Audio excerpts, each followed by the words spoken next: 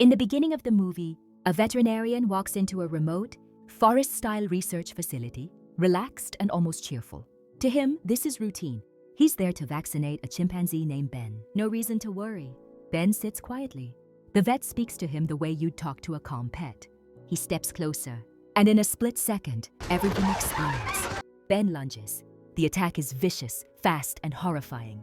The man's face is destroyed almost instantly. He doesn't even get time to scream. The film grounds its horror in history. Nearly 300 years ago, humans documented a condition they didn't fully understand: hydrophobia, not just fear of water, but violent. Today, we recognize it as one of the most lethal symptoms of rabies. Rabies affects chimpanzees even more severely than humans. Chimpanzees can understand up to 300 words. They communicate, they form emotional bonds, which is exactly why people keep them as pets. The story jumps back 35 hours earlier.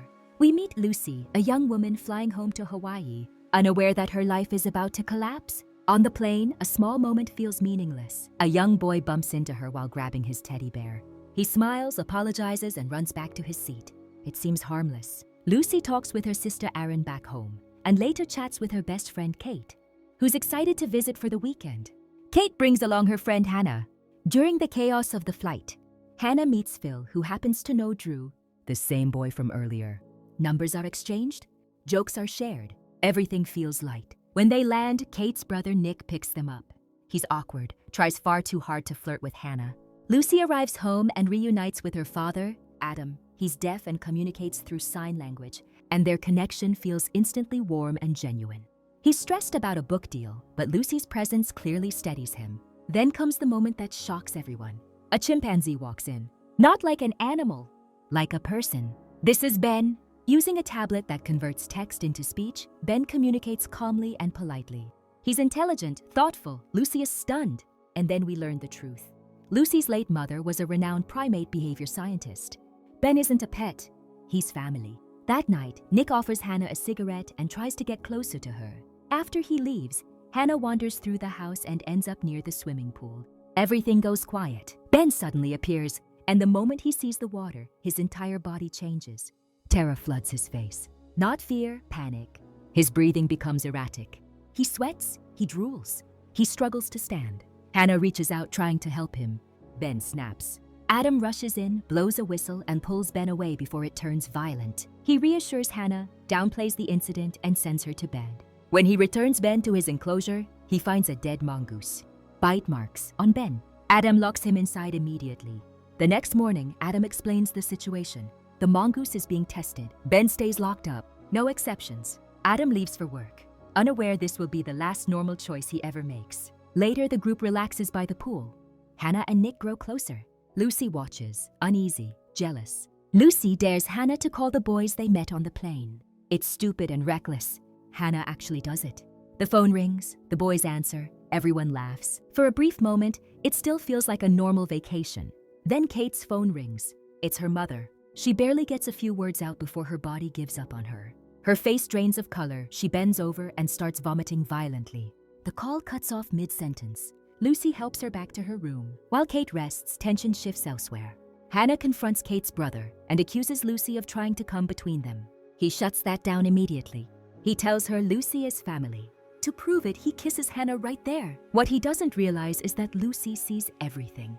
Around the same time, Dr. Lambert arrives to examine Ben. He's aggressive. Whatever is happening has crossed a point of no return. Outside, Kate starts feeling slightly better and decides to take a walk, trying to calm herself and make sense of what just happened. That's when she notices something that stops her cold. The teddy bear from the plane. It doesn't belong here. Then Ben appears. Not the Ben they know. Not the quiet, controlled version. Kate hides and calls Lucy, barely able to breathe. By the time Lucy arrives, Ben is gone. But the screams coming from the pool area say everything. Chaos erupts without warning. Kate's brother tries to restrain Ben with a rope. Lucy somehow manages to calm him just enough to tie him down. It feels like control, but only barely. Then Erin shows up. Ben snaps. He breaks free and attacks, forcing everyone back toward the pool. Behind them is a sheer cliff dropping into the sea. In front of them is Ben. There's nowhere else to go. Now they're trapped, terror all around, and Ben pacing above them. Nick, Kate's brother, makes a desperate move. He lunges, trying to push Ben over the edge. Ben grabs him instead. and smashes his head. He's dead instantly. The girls freeze as Ben lets out a laugh that doesn't sound human or animal. It sounds broken, mocking. Lucy realizes Aaron is badly injured and needs help immediately. She carefully climbs out of the pool and reaches the phone, only to find the screen smashed. A call accidentally goes through to the boys from the plane. They laugh. They think it's a joke. Above them, Ben swings across the lights like a feral animal and attacks Hannah, ripping out clumps of her hair. There's no pattern now, just violence. Elsewhere on the island, Adam gets the confirmation Dr. Lambert feared. The mongooses tested positive for rabies. There's no doubt anymore. He tries calling Lucy. Her phone is still lying uselessly in her bedroom. Lucy and Kate sneak back into the house to grab Nick's phone. The silence inside is suffocating. Then the TV turns on by accident. Static fills the room. Noise echoes through the house like a signal flare. Ben hears it. They hide in a closet as Ben storms through the room, smashing the TV just inches from where they're hiding. When he finally leaves, Lucy grabs the phone. That's when Ben's tablet activates. Lucy bad. Ben attacks from above. Kate hits him with a stick, buying them just enough time to run. Ben crashes through a glass window after them. At the pool, he catches Kate and kills her. He smashes her head with a stone. It's brutal and fast. Lucy can't reach her, can't stop it. She can only watch her closest friend die in seconds. Ben turns toward Lucy next. Hannah intervenes, looping a rope around Ben's neck and dragging Lucy into the water. Even then, Ben breaks free. Nothing holds him for long. Drew and Phil finally arrive, still joking, still convinced this is some elaborate misunderstanding. They split up. Drew finds a photo of Ben and stares at it, confused. Then Ben steps into view. Drew tries to stay calm, shaking his keys, speaking softly. For a second, it almost works. When Drew panics and yells, Ben lunges, rips off his jaw, and grotesquely plays with it before walking away. Phil finds Lucy and the others hiding in the pool. Lucy signals him to stay quiet. He ignores her and shouts for help. Ben hears him. Hannah makes it to her car, convinced she's finally safe, until she realizes Ben has her keys. He unlocks the car himself and kills her while she's on the phone with an emergency operator, begging for help that never comes. Lucy, injured and exhausted, limps toward the house. A shard of glass pierces her foot. She screams. Ben attacks again. Adam returns home confused by the destruction, casually picking up a slice of pizza like nothing is wrong. Lucy tries to warn him, but he doesn't understand yet. Ben lunges. Adam leaves Lucy and goes upstairs, still unaware.